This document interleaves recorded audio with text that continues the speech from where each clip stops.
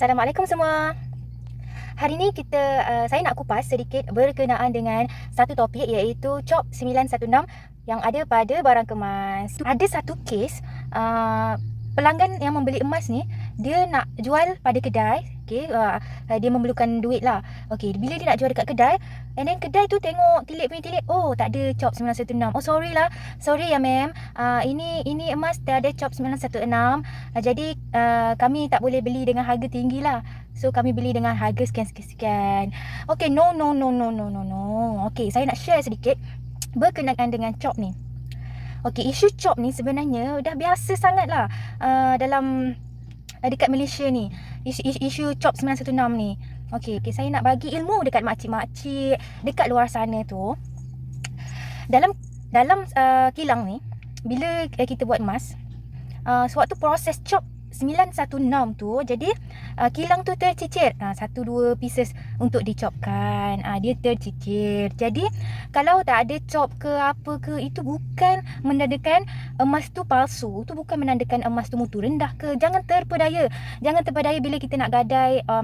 Toke Cina tak nak ambil, jangan terpedaya. Bagi tahu dekat orang, kenapa pula? Cuba test mutu. Kalau mutu 916, kenapa kena beli dengan harga rendah? Bila kita ada ilmu tu, kita susah untuk ditipu. Jadi kita kalau toke tu tak nak beli harga tinggi, kita boleh jual pada kedai lain. Sebab pembeli-pembeli yang jujur, dia tak tengok pada COP 916. Dia tengok pada ketulinan barang tu. Dia tengok pada ketulinan barang tu. Sebab emas ni, bila dia tulen, dia adalah emas. Tak kisah dia ada cop ke, tak ada cop ke. Satu lagi saya nak share pada makcik-makcik, akak-akak, datin-datin sekalian. Saya nak share, bila tak ada cop, bukan menandakan emas tu palsu. No. Sebab tahu tak, emas Korea pun ada cop 916 sekarang, you all. Emas Korea pun ada. Cop ni sebenarnya satu ibarat seperti satu klik yang ditampal pada emas tu. Jadi maksudnya yang ni 916, yang ni 750. Kalau tak ada cop tu, bukan mengubah ketulinan barang kemas tu. Kena faham. Sebab kita back pada zaman-zaman dahulu. Zaman-zaman dahulu kala nenek moyang kita, emas semua tak ada cop. Semua tak ada cop. Bila dah makin canggih sikit, so buatlah cop. Makin lama makin ada cop. Yang terkini ada kod lah, kod kilang lah, apalah, macam-macam lah yang ada pada barang kemas kita. Kita boleh teliti lah tengok barang kemas kita. Ada yang tulis STM, ada yang tulis nombor kod. Itu kod kilang. So jangan gelabah. Ini tulisan apa ni? Jangan gelabah. Itu adalah kod-kod kilang emas yang diorang tampalkan dekat barang kemas tu. Dalam keluaran 1000 pieces, katakan 1000 pieces cincin, katakan.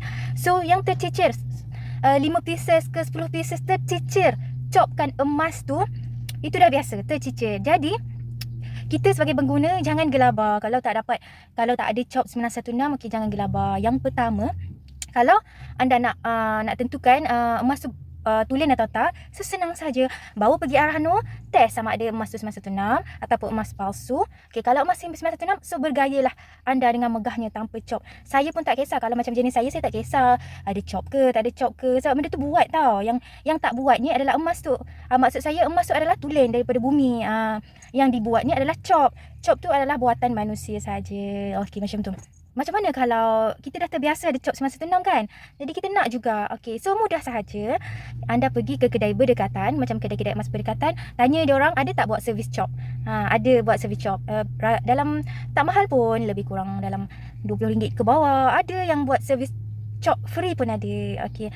Kalau kita dah survey mana-mana tak ada yang buat servis tu, bagi tahu dekat seller, return semula. Maaf ya, makcik ni nak cop, jadi makcik nak return semula. So seller akan hantar pada kilang untuk copkan. Tapi bagi saya lah, kalau macam saya mudah je. Kalau tak ada cop ke, saya memang sangat mudah. Sebab kita dah 100% kita yakin emas kita adalah tulen.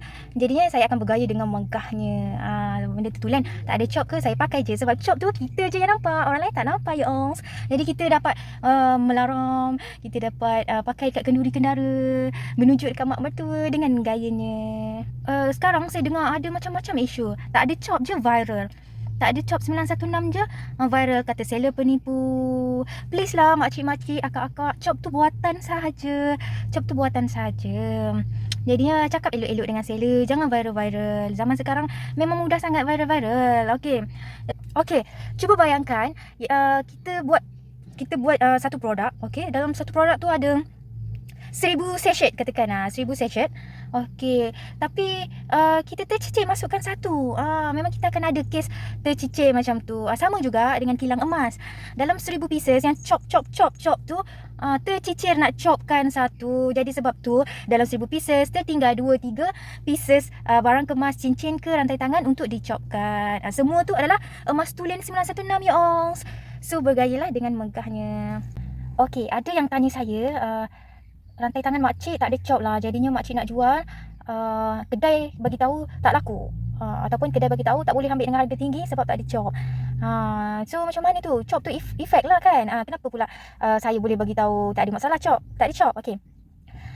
So jawapan saya adalah itu sebab kita tak ada ilmu. Okey, kalau kita ada ilmu, kita tak akan ditipu oleh pembeli emas. Okey. Jadi toke-toke kedai emas dia tak boleh tipu kita. So bila barang kita tak ada chop, diorang cakap nak beli dengan harga mutu rendah. Okey, bagi tahu dekat dia. Kenapa pula emas saya mutu 916, kenapa nak beli dengan harga mutu 750 pula?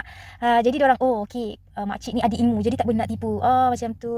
Itu sebab saya nak share ilmu ni kepada pembeli-pembeli emas dekat luar sana. Bila kita ada ilmu, kita susah nak ditipu. Contoh kita pergi jual dekat kedai. Yelah, sekarang ni ramai orang nak mengambil kesempatan bila kita tak tahu apa-apa kan. Betul tak? Macam tu.